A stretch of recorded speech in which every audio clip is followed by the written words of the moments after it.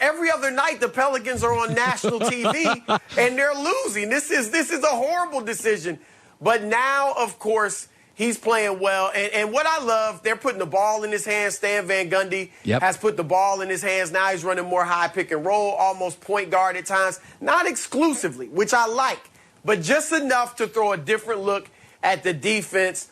And Zion is playing great, living up to it. It's how popular is he?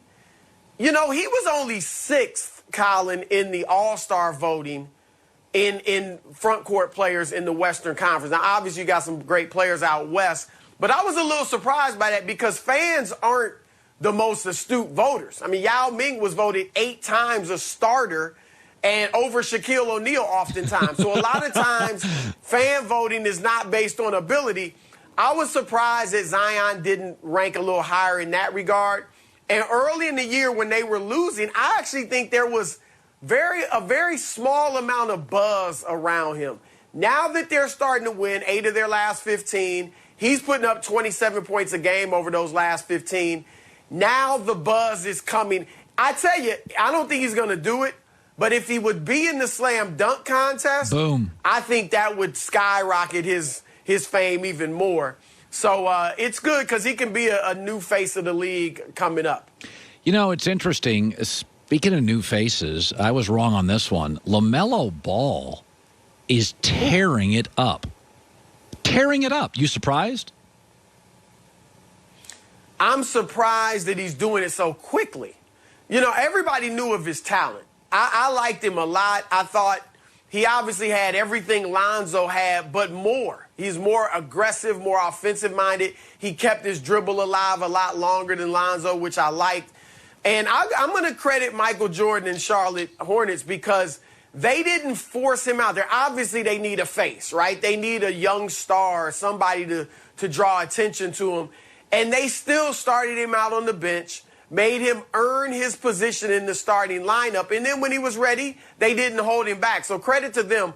But Colin, over the last month, since he's been starting, 20 points, 7 assists, 6 rebounds, and like 42% shooting from 3.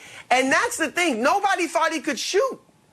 And here he comes hitting over 40% from 3. He's got the flair. He's a great passer.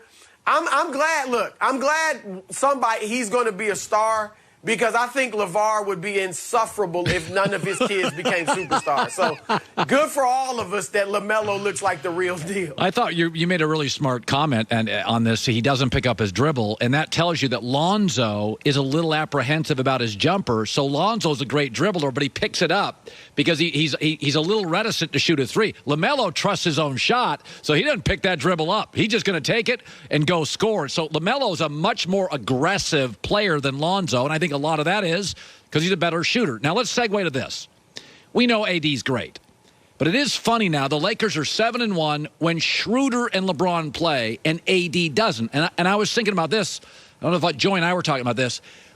One of the little secrets last year to the Lakers' success is often brittle AD got a 4.5-month in-season hiatus. And if I'm the Lakers, I'm sitting there thinking, well, hell, if we have Schroeder in this roster and LeBron, we're a 1 or 2 seed.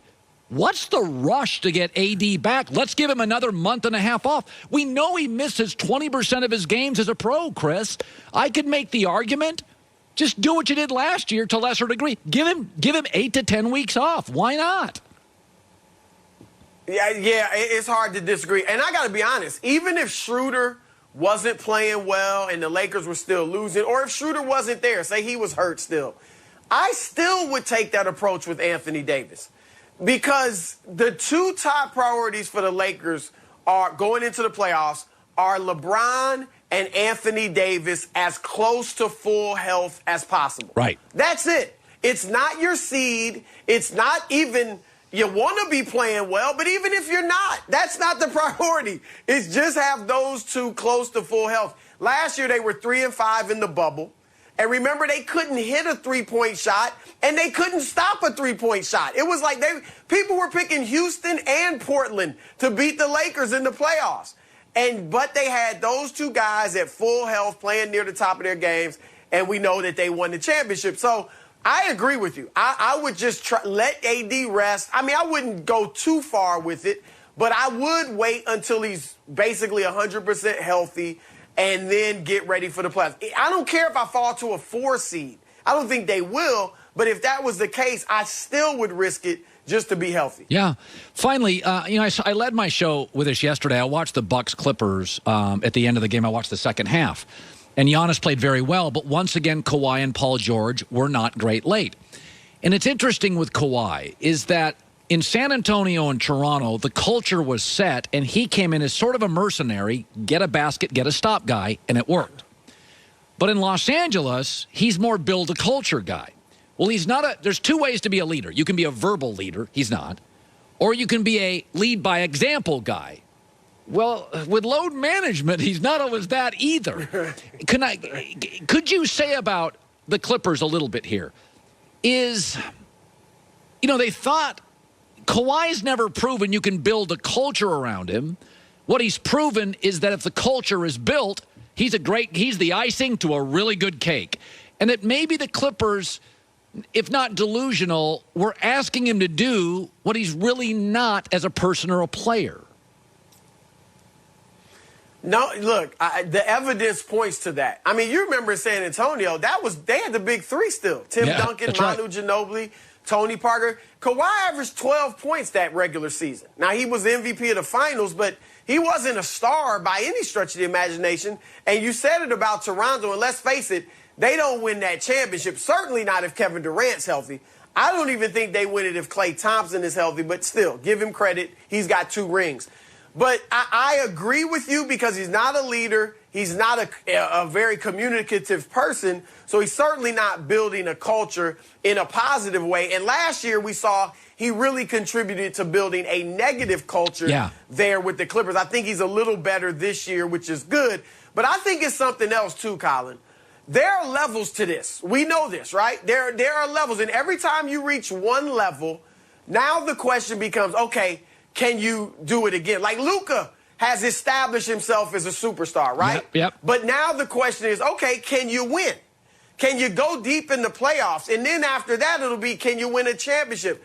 With Kawhi, I think the next level for him to get to is, can you win with the pressure of high expectations? Because San Antonio, he wasn't under any pressure. Toronto, he wasn't under any pressure because it was a one-year rental and nobody expected anything from the Raptors, all right? Now he comes to the Clippers, and now people are saying he's better than LeBron. He's got billboards all over the place. He's got his own shoe deal. It's his city, supposedly, right? And now the pressure of expectations are on him. Credit LeBron James. LeBron has played with these expectations 95% of his career, if not the entire career. It's different. All guys don't want those expectations of having to win a championship or lead your team to a championship. So I think that's the question, too, with Kawhi. Does he like these expectations? Because, Colin, he has been bad in the clutch these 2 years with the Clippers. We saw it Sunday against the Bucks. It's been that way all season, and it was that way last year against Denver in the playoffs. Good stuff. Chris Broussard, always appreciate it. Fox Sports NBA analyst. He and Rob Parker, the odd couple. Fox Sports Radio, iHeartRadio, every day, send it 7 to 10 Eastern. It's got a lot of stick. It's funny, and they're a great listen, and I appreciate you stopping by, Chris. All right, my man. Later. All right, we'll go to Dallas before the end of the hour, and Matt Mosley on the Jane Slater reporting Dak wants to be in the Patrick Mahomes neighborhood, and that is some neighborhood. Finding great candidates to hire can be like trying to find the proverbial needle in a haystack. You can post your job on a board, but again, where does it go? What does that mean? Who reads it? Who connects with it? Try ZipRecruiter for free at ZipRecruiter.com/herd. They do the work for you. You post a job on ZipRecruiter, it gets sent to over 100 top job sites within a single click. Then their matching technology finds people with the right skills and experience for your job and actively invites them to apply. So you get a qualified candidate fast. So while other services may overwhelm you with applications to sift through, ZipRecruiter finds what you're looking for immediately, the needle in the haystack. In fact, it's so